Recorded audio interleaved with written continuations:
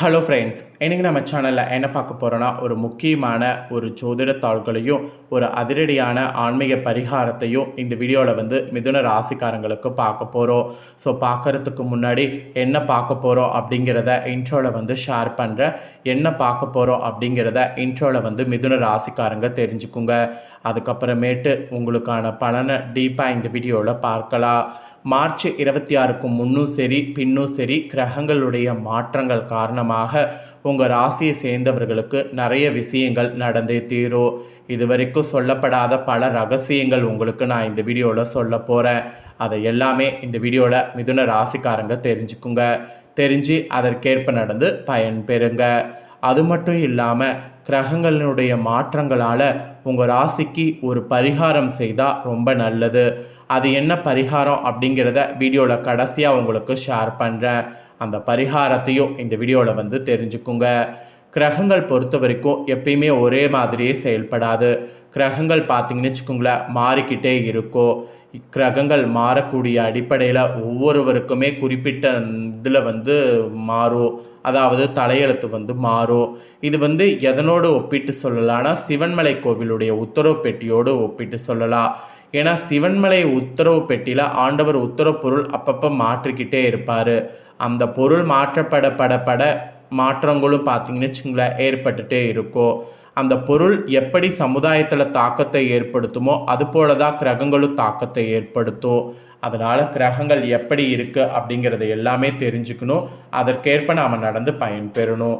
அதை தான் இந்த வீடியோவில் உங்கள் ராசிக்கு சொல்ல வர. நிறைய பேருக்கு இந்த கோவில் பற்றி தெரியாமல் இருக்குது. முதல்ல இந்த சிவன்மலை ஆண்டவர் கோவில் பற்றி ஷேர் பண்ணுறேன்.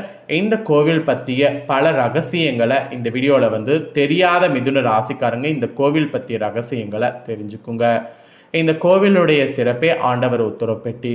இந்த பெட்டியில் வைக்கக்கூடிய பொருள் சமுதாயத்தில் தாக்கத்தை ஏற்படுத்தும். அது பாசிட்டிவான தாக்கமாகவும் இருக்கலாம், இல்லை நெகட்டிவாகவும் இருக்கலாம். ஆனால் தாக்கத்தை கண்டிப்பாக ஏற்படுத்தும். அப்படி ஏற்படுத்தக்கூடிய பொருளை தான் முருகரே சொல்லுவார்.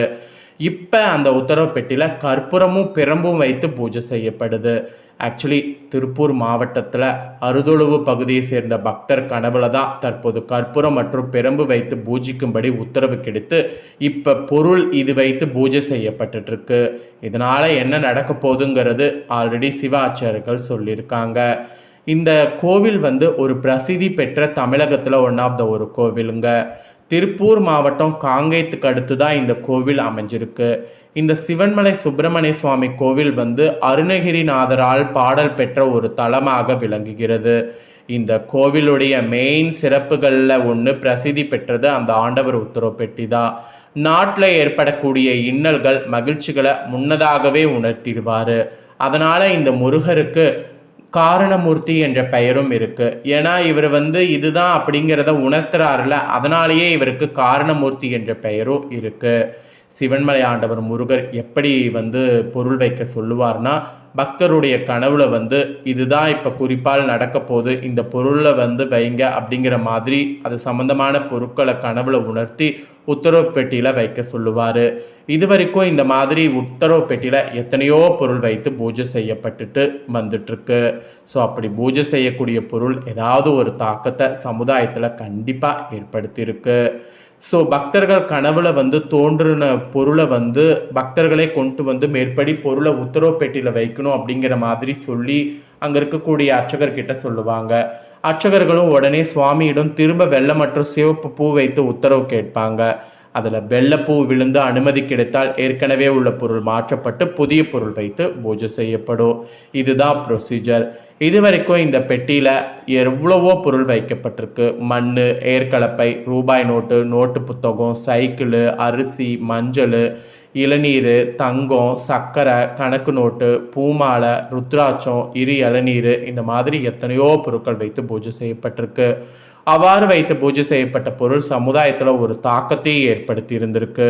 அந்த வகையில் கடந்த ஆண்டு 2025 டிசம்பர் மாதம் 17ஆம் தேதி முதல் திருவோட்டில் விபூதி ருத்ராட்சம் வைத்து சிறப்பு பூஜை செய்யப்பட்டிருந்தது.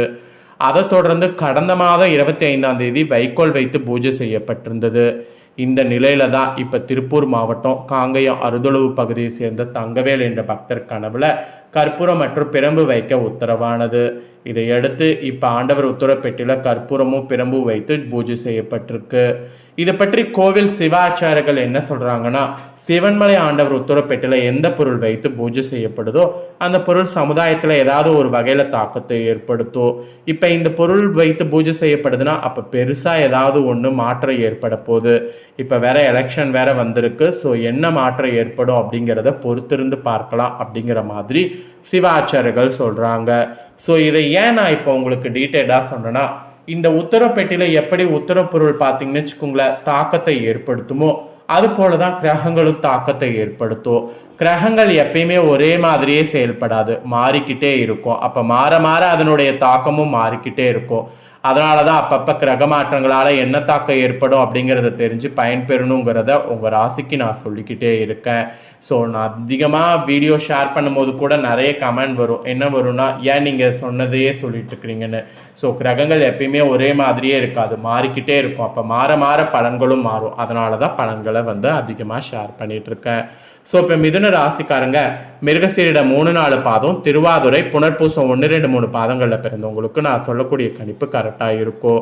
முதல்ல உங்களுக்கு கிரகநிலை எப்படி அமைஞ்சிருக்குங்கிறத சொல்கிறேன், அதை முதல்ல தெரிஞ்சுக்குங்க. ராசியில குரு வகரத்தோடு, தைரிய வீரியஸ்தானத்தில் கேது, கலஸ்தரஸ்தானத்தில் சூரிய, புதன், சுக்கரன், செவ்வாய், பாக்கியஸ்தானத்தில் சனி, ராகு, அயன சயன போகஸ்தானத்தில் சந்திரன், இந்த மாதிரி கிரகநிலைகள் உங்களுக்கு அமைஞ்சிருக்கு. இதனோட அடிப்படையில் தான் உங்களுக்கு பலன்களே குறிப்பிடப்பட்டிருக்கு. ஸோ என்ன பலன்கள் அப்படிங்கிறத இப்போ நான் உங்களுக்கு ஷேர் பண்ணுறேன். என்ன பலன்கள் கிடைக்கும் அப்படிங்கிறத தெளிவாக இந்த வீடியோவில் மிதுன ராசிக்காரங்க தெரிஞ்சுக்குங்க. நிதானமாக எந்த முடிவையும் எடுக்கக்கூடிய மிதுன ராசி என்பர்களே, நீங்கள் கொண்ட கொள்கையில் உறுதியாக இருப்பீங்க. இப்படி குணத்தோடு இருக்கக்கூடிய உங்களுக்கு இந்த டைம் பணவரவு மன மகிழ்ச்சியை தரக்கூடிய விதத்தில் அமையும். நீண்ட நாட்களாக இருந்த பிரச்சனைகள் மொத்தமாக குறையோ, மறைமுக எதிர்ப்புகள் நீங்கோ, எந்த ஒரு காரியமும் இனி உங்களுக்கு சாதகமாக முடியும். விருப்பமானவர்களோடு சந்திப்பு கூட ஏற்படும். சுக்கரனுடைய சஞ்சாரத்தால் வாக்குவன்மையால் நன்மை கிடைக்கும். நோய் நீங்கி உடல் ஆரோக்கியம் கூட உங்களுக்கு உண்டாகும். இந்த மாதிரி பெரிய பெரிய மாற்றங்கள் ஏற்படும். இதுல தொழில் வியாபாரம் செய்யக்கூடியவங்களுக்கு திட்டமிட்டபடி சிறப்பாக நடக்கும். பழைய பாக்கிகள் வசூலாகும். எதிர்பார்த்த நிதி உதவி எதிர்பாராத வகையில தொழில கிடைக்கும். அரசாங்கம் மூலம் நடக்க வேண்டிய காரியங்கள் சாதகமான நிலை காணப்படும். அதோடு உத்தியோகத்துல இருப்பவர்களுக்கு வேலை பளு, வீண் அலைச்சல்கள்லாம் குறையும். எதிர்பார்த்த அதிகாரம் அந்தஸ்தெல்லாம் கிடைக்கும். சாமர்த்தியமான பேச்சாற்றல் எல்லாவற்றையும் சமாளிக்க முடியும். உத்தியோகத்துல குடும்பத்துல கூட நிம்மதியானது உண்டாகும். கணவன் மனைவிக்கு இடையே நெருக்கமானது அதிகரிக்கும். வீட்டுக்கு தேவையான பொருட்கள் வாங்குறதா இருந்தா வாங்கலாம்.